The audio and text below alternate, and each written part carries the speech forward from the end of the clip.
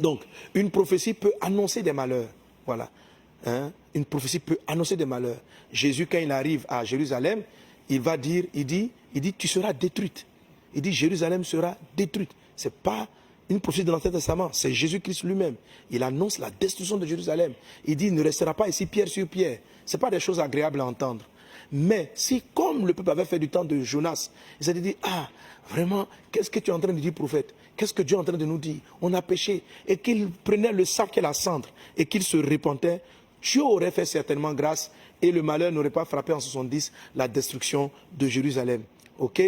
Donc, même quand quelque chose de difficile est annoncé, si Dieu veut détruire, il n'a pas besoin de t'annoncer. Il vient puis il frappe.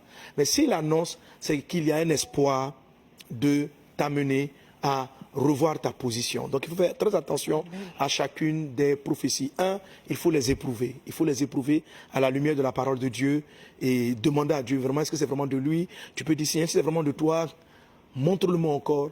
Montre ce que le serviteur de Dieu a dit.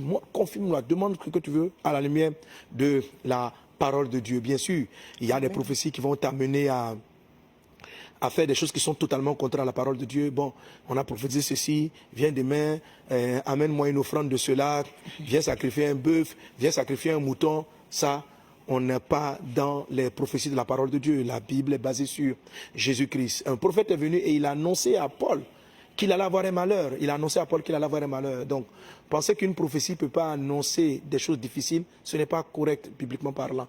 La chose difficile vient pour amener les hommes à la repentance, à une remise en cause.